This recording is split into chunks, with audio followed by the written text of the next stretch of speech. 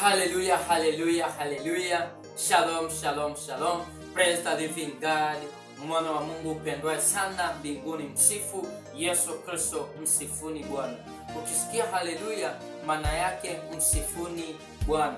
Msifuni Bwana kwa matari na kucheza, msifuni Bwana kwa zeze na kuimba, msifuni Bwana kwa kinubi. Hallelujah. Tumsifu Mwokozi wetu Yesu Kristo. Hii ni sehemu ya 3 ya ukurasa wetu uitwao amani. Ni sehemu ya 3 ya ukurasa wa 2 uitwao amani. Kumbuka ukurasa wa kwanza kabisa ulikuwa unaitwa imani. Ukurasa wa 3, ukurasa wa 2 ulikuwa unaitwa imani, na huu sasa ni ukurasa wa 2 uitwao amani. Na hii ni sehemu ya 3. Amani ya Bwana iwe nawe. Sasa nini maana ya salamu hii? Amani ya Bwana iwe nawe. Maana yake ni kwamba Mungu awe pamoja nawe. Mtu akikwambia hivyo haimaanishi amani itakaa nawe kwa kuwa amekwambia amani ya Bwana iwe nawe, bali inakaa nawe endapo wewe ni mtakatifu. La, inamrudia yule aliyesema amani ya Bwana iwe nawe. Haleluya. Kwa nini? Mungu hakai mahali pachafu, bali penye moyo ulioinama mahali pa juu. Haleluya, mtu wa Mungu. Sasa mtu akikwambia amani ya Bwana ikae nawe, au anasema amani ya Bwana ikae nani, haimaanishi hiyo amani inakaa nawe. Amani anatafuta mahali patakatifu penye moyo ulioinama, moyo uliopondeka, ili huyo amani akae. Sasa ikiwa ndani yako hauna moyo ulioinama, hauna moyo uliopondeka, moyo wako sio safi, amani hakai. Amani anamrudia yule aliyetamka amani ya Bwana ikae nawe. Ndio maana unaambiwa amani ya Bwana ikae nawe, na amani ya Bwana haimo, maana amani ni Mungu. Ndio maana unaweza kuwaambia waamini wako, umetoka kwenye majengo hayo unayoyaita kanisa, umetoka vizuri, unaambia wapendwa amani ya Bwana iwe nawe pia, amani ya Bwana iwe nawe pia. Baadaye anakutana na mambo ya ajabu, mambo mazito. Sasa hayo machafuko yametoka wapi ikiwa nimeambiwa amani ya Bwana ikae nawe? Sasa amani hakai nawe usipokuwa na utakatifu ndani yako. Mpaka uwe na utakatifu ndipo amani hakae nawe. Usipokuwa na utakatifu, amani anaondoka. Hebu tuangalie amani anakaa wapi. Isaya sura ya 57 mstari wa 15. Isaya sura ya 57 mstari wa 15. Sura ya 57 mstari wa 15. Biblia takatifu ya Mungu wa kweli nasema, maana yeye aliye juu, aliyetukuka, akae milele, ambaye jina lake ni mtakatifu, asema hivi, nakaa mimi mahali palipoinuka, palipo patakatifu, tena pamoja na yeye aliye na roho iliyotubu na kunyenyekea, ili kuzifufua roho za wanyenyekevu na kuifufua mioyo ya waliotubu. Narudia tena. Isaya sura 57 mstari wa 15. Maana yeye aliye juu, aliyetukuka, akae milele, ambaye jina lake ni mtakatifu. Umesikia Mungu anaitwa mtakatifu. Asema hivi, nakaa mimi mahali palipoinuka, palipo patakatifu, tena pamoja na yeye aliye na roho iliyotubu na kunyenyekea. Sasa kumbuka, huyu ni amani anazungumza. Amani anasema anakaa mahali palipoinuka, penye moyo uliotubu.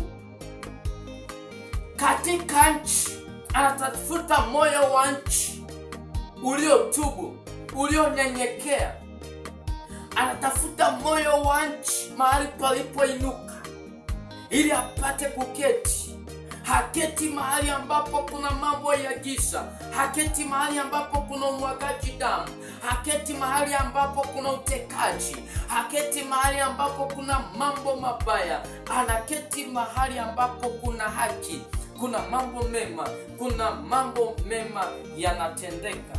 Hapo ndipo Mungu anapoketi. Tuangalie machafuko. Machafuko ni nini? Machafuko ni shetani. Shetani anaitwa machafuko. Waraka wa Yakobo sura 3 mstari wa 14 hadi 16. Waraka wa Yakobo sura ya 14. Sura ya 14. Sura ya 3 mstari wa 18 hadi 16. Waraka wa Yakobo sura ya 3 mstari wa 14 hadi 16 inasema, lakini mkiwa na wivu wenye uchungu na ugomvi mioyoni mwenu, msijisifu wala msiseme uongo juu ya kweli. Hekima hiyo sio ile ishukayo kutoka juu, bali ni ya dunia, ya tabia ya kibinadamu na shetani. 16. Maana hapo palipo wivu na ugomvi ndipo palipo machafuko na kila tendo baya. Narudia tena, mtu wa Mungu, lakini mkiwa na wivu wenye uchungu na ugomvi mioyoni mwenu, msijisifu wala msiseme uongo juu ya kweli. Maana yake ninyi hamumjui Mungu. Kwa nini? Kwanza kuna wivu. Mnaoneana wivu. Angalia vyama vya siasa, mnaoneana wivu. Sasa wivu wa nini wakati sisi ni ndugu? Ondoeni wivu, ondoeni chuki, ondoeni uchungu. Uchungu wa nini? Takeni haki, tendeni haki, siasa za haki. Na ugomvi mioyoni mwenu. Ugomvi wa nini? Watumishi wa serikalini, watumishi wa Mungu. Ugomvi wa nini? Kwenye makanisa. Kanisa hili lina ugomvi na kanisa hili. Mchungaji huyu ana ugomvi na mchungaji huyu. Ugomvi wa nini? Wivu wa nini? Mbona mnaoneana wivu?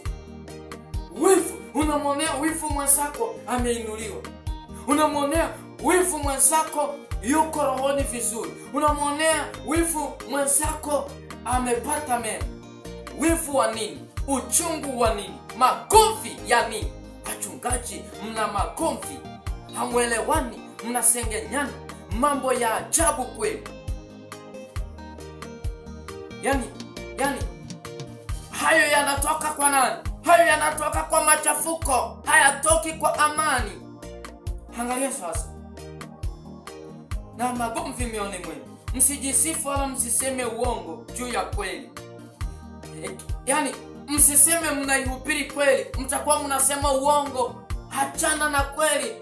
Chuki iko kwenye moyo wako, alafu unasema ninahubiri kweli. Kweli gani? Yani mchungaji unawaambia waamini mpendane, halafu wewe unamchukia mchungaji mwenzako. Sikia mnafiki, toa kwanza boriti ndani ya jicho lako, ndipo ujue kutoa kipanzi kilicho ndani ya jicho la mwenzako. Mbona unataka kutoa boriti kipanzi ndani ya jicho la mwenzako ikiwa kuna boriti ndani ya jicho lako? Enyi wanafiki, wachungaji wanafiki, masikofu wanafiki, manabii wanafiki, wainjilisti wanafiki, walimu wanafiki. Mnajifanya mnaliombea taifa. Unafiki umejaa. Yani wewe unachuki.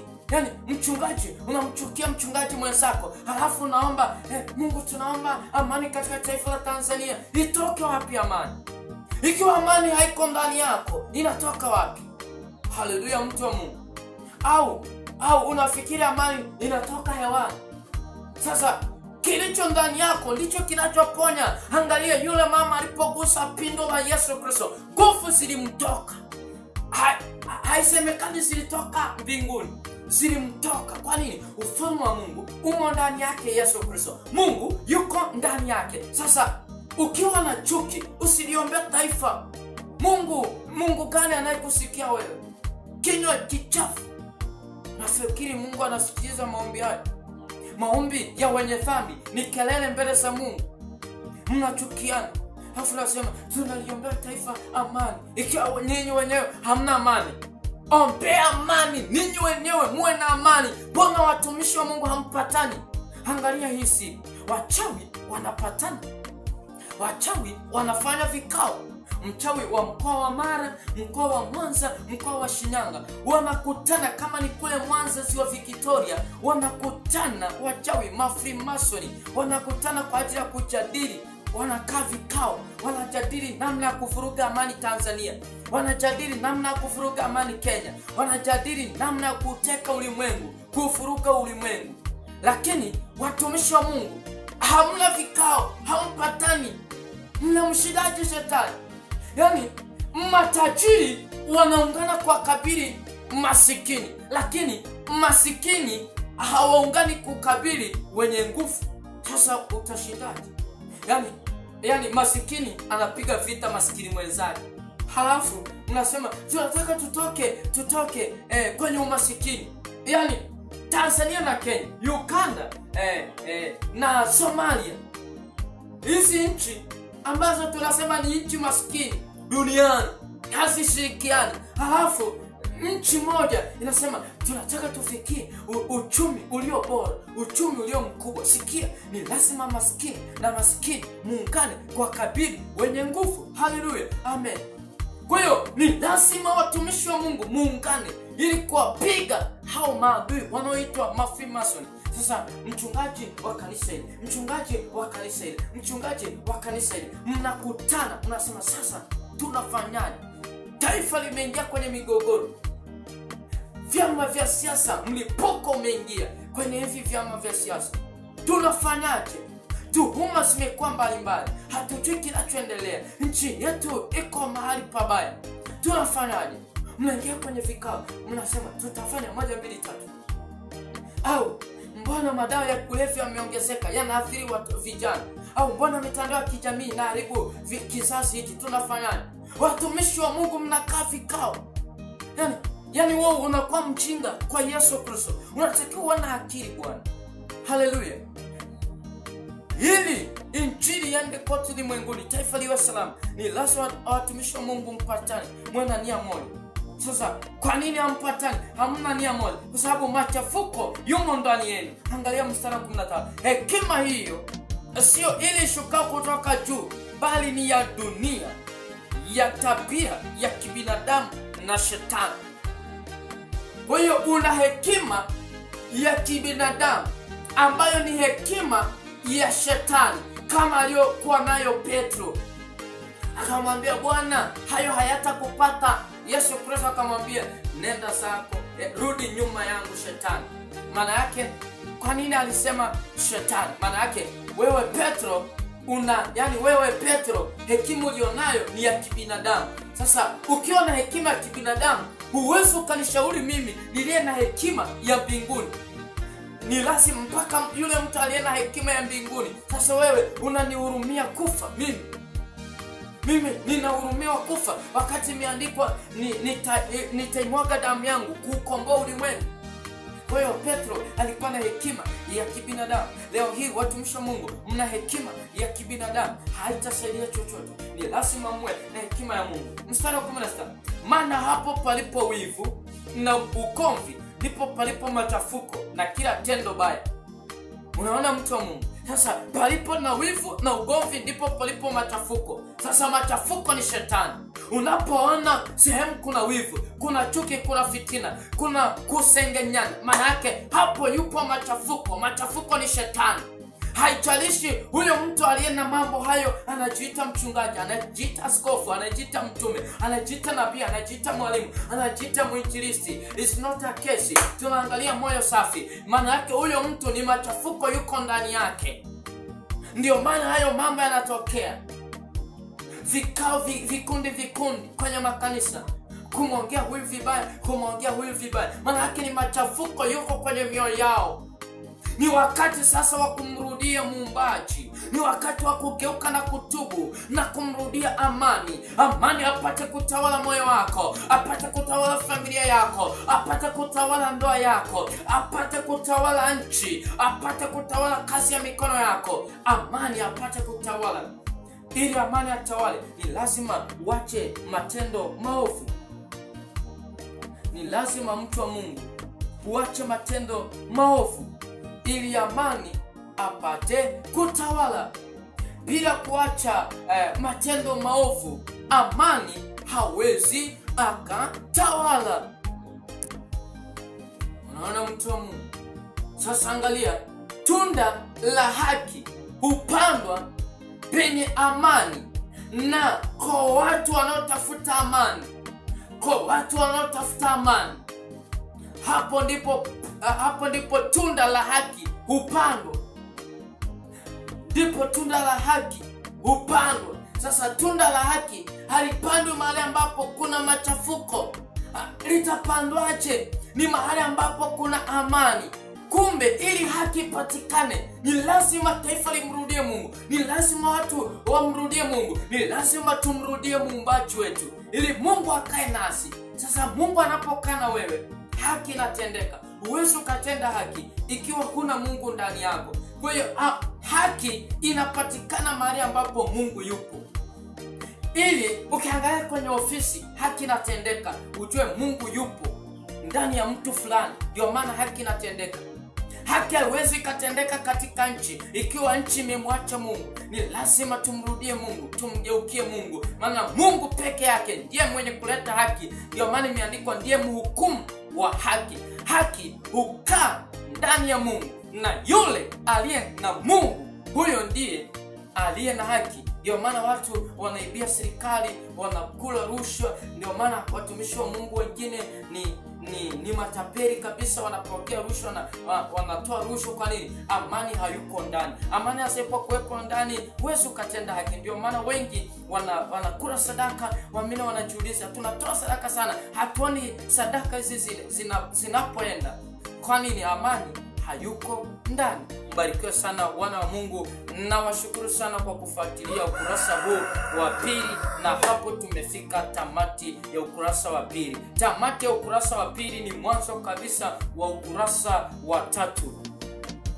Ni mwanzo kabisa wa ukurasa wa tatu. Mbarikiwe sana wana wa Mungu, pendwa sana mbinguni. Ninawapenda sana. I love you so much.